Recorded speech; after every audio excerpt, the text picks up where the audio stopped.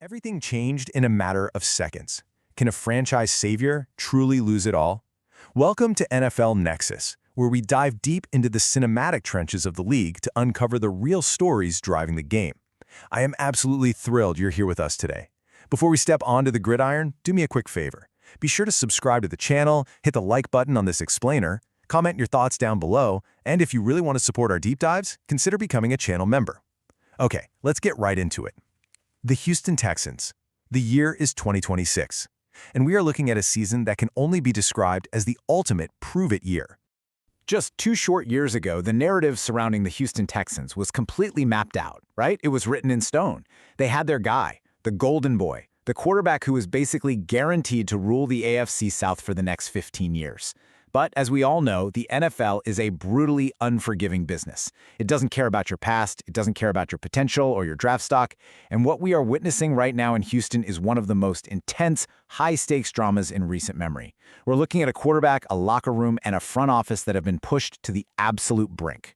To really wrap our heads around how we got here, we have to talk about the fall from grace. We need to look at the staggering, almost unbelievable decline of a prodigy. You see, when a player starts their career at the absolute mountaintop, the only direction left to go is down. But nobody, and I mean nobody in Houston, or the entire league for that matter, expected the descent to be this steep or quite frankly this violent. Let's rewind to 2023. Offensive Rookie of the Year, 4,108 yards, 23 touchdowns. He was completely untouchable, just painting masterpieces from the pocket and leading them to a wild playoff blowout. It was magic. But then we hit 2024, and the sophomore slump didn't just hit C.J. Stroud, it actively broke him down. 52 sacks. I really want you to think about that number. Think about the sheer physical violence of being dragged to the turf 52 times by professional defensive linemen. The crack of the pads, the relentless, exhausting bruising. Think about what that kind of physical beating does to a young quarterback's internal clock. He started rushing his reads. He started seeing ghosts in the pocket. His quarterback rating plummeted to a dismal 46.4%, accompanied by 20 excruciating interceptions. And sadly, that physical toll carried directly over to 2025, resulting in a career-low 14 games played. The armor we thought was impenetrable, it was completely pierced. And that systemic breakdown leads us to what is essentially a broken offensive machine, culminating in an absolute disaster. Because look, it's one thing to struggle in the grueling dog days of October and November. We've seen great players have bad months, but it is an entirely different nightmare to completely unravel under the brightest, most unforgiving lights of the postseason. 4. Just let that number hang in the air for a second. 4. That is the exact number of interceptions C.J. Stroud threw in the devastating 2025 divisional round against the New England Patriots. Picture the scene, the freezing weather, the deafening, eerie silence of the Houston crowd as drive after drive ended in complete catastrophe, the absolute shock on the faces of the coaching staff. In a playoff game where the margins are razor thin, turning the ball over 4 times isn't just a bad day at the office, it's a systemic collapse. Through 2 playoff games that year, he threw 5 total picks. And what is truly alarming here, the nuance of it all. You couldn't just blame the offensive line this time around. Stroud was only sacked 23 times in that regular season. So this wasn't just about pressure. This was a fundamental loss of confidence, a quarterback who is utterly, completely lost in the moment. And that brings us to the agonizing disparity of the 2025 Houston Texans. Look at this. On one side of the ball, you have the #1 ranked defense in the entire National Football League. They were allowing a suffocating 277.2 yards per game. This defense, violent and relentless, practically dragged the team kicking and screaming to a 12-5 record. But then there's the red zone offense, ranked 30th in the league, converting touchdowns at a miserable 46.3% rate. The rushing offense sat at 22nd. Imagine the sheer, visceral frustration inside that locker room.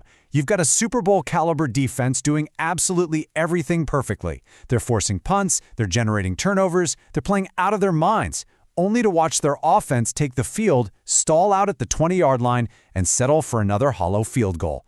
It is a formula that inevitably breeds resentment. A historically dominant defense being completely handcuffed by an offense that seemingly forgot how to find the end zone. So, how in the world do they fix it? Well, most casual fans are staring directly at the quarterback position. But smart football minds? They're looking somewhere else. They are looking at the absolute smallest, most critical details of the depth chart. Because in the NFL, the domino effect is very, very real. Look at the terrifying fragility of the Texans' backfield right now. You have David Montgomery, a fantastic addition, a total bruiser who actively seeks out contact. But he's entering his early 30s. His bruising running style dictates that he takes massive hits on almost every single play. He missed 3 games in both 2023 and 2024 with the Lions, and he's going to see incredibly heavy usage in Houston. Behind him is Woody Marks, an explosive, dynamic change-of-pace back. But he has a smaller stature, and when you ask a smaller back to step up and block a 250-pound blitzing linebacker coming downhill, the minor scratches and stingers start adding up fast. He was subbed out repeatedly in 2025. Now these two are incredibly talented, but mathematically, in a brutal, bone-crushing 17-game season, they are walking injury risks. Which brings us to this undeniable reality. Houston's rushing offense ranked a dismal 22nd in 2025 at just 108.9 yards per game. Having an emergency fill-in running back is not a luxury for D'Amico Ryan's squad. It is an absolute, non-negotiable necessity. Think about the domino effect here. Let's really let this breathe. If the run game falters again, the play-action passes completely disappear. When there's no threat of the run, opposing edge rushers just pin their ears back. They ignore their gap assignments entirely. They just punt the quarterback. And if that happens, the entire offensive ecosystem around C.J. Stroud will collapse, exactly as it did in the nightmares of 2024. So who steps up? The RB3 battle in the brutal, suffocating heat of Houston's training camp is going to be an absolute bloodbath.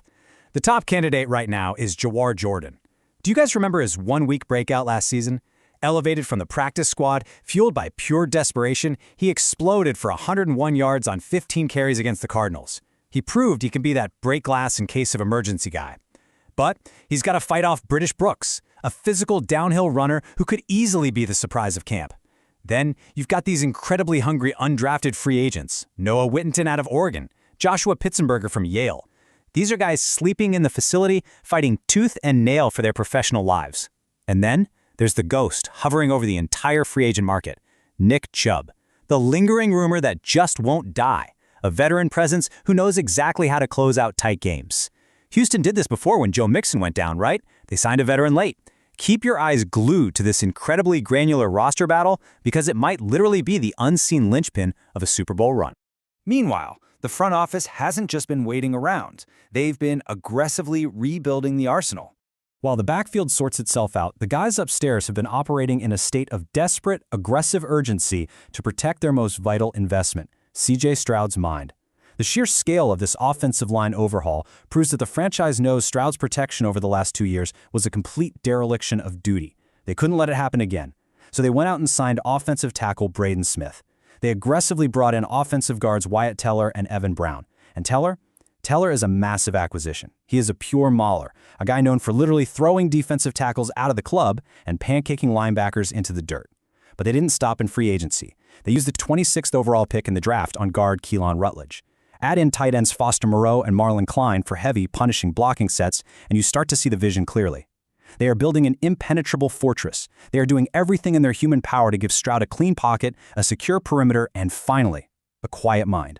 Then there's the returning firepower. And I think the most underrated storyline of this entire season is the return of Tank Dell from that disastrous, completely heartbreaking knee injury back in December of 2024. Remember the cart coming out on the field? Remember the utterly silent locker room afterwards? His absence completely shattered the rhythm of that offense. But now he's finally back practicing. You pair a healthy, explosive Tank Dell with a top 10 receiver like Nico Collins and a veteran safety valve like Dalton Schultz. Then you factor in the crucial second-year leap of pros like Jaden Higgins and Jalen Noel. It's a stacked room. But look, none of these weapons actually matter without the architect. Bobby Slowick was fired after 2024, and now the entire offensive system is building chemistry under second-year offensive coordinator Nick Caley. The pressure on Caley is immense. He has the weapons, he has the fortress, now he must make the engine roar. Familiarity is finally taking root, but it has to translate to Sundays. Which brings us to the macro-level stakes of this entire explainer, the ultimate prove-it year. Let's zoom out for a second, because all of these micro details, the brutal offensive line overhaul, the gritty RB3 battle, the receiving core getting healthy, they all connect to the cold, hard reality of the NFL business. There is a ticking clock in Houston, the Super Bowl window. It is this incredibly fragile, highly limited time frame a franchise has to win a championship before the grim reaper of the salary cap arrives at their door, before their star quarterback demands a mega contract that eats up a quarter of the team's total budget.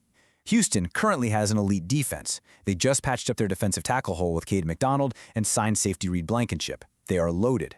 But history tells us you absolutely cannot keep a historically great defense together forever. Free agency tears them apart, bodies age out. The Texans simply cannot afford to wait for the offense to wake up next year or the year after that. The time to strike is right now. And sitting at the absolute center of this suffocating pressure cooker is C.J. Stroud. He is 24 years old.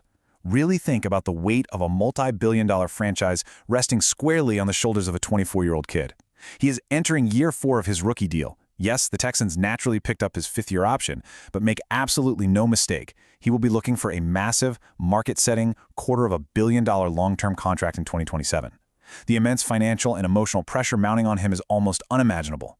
He has to prove unequivocally that he is still the transcendent talent they drafted 2nd overall and not the shell-shocked quarterback who threw 4 interceptions in a freezing playoff disaster.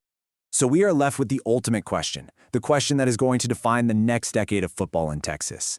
Will C.J. Stroud silence the intense critics, elevate his game back to MVP levels, and earn that historic 2027 payday? Or will this newly built machine falter once again, forcing the Houston Texans to fundamentally reconsider the entire future of their franchise? The stakes have literally never been higher. Thank you so much for joining me on this explainer.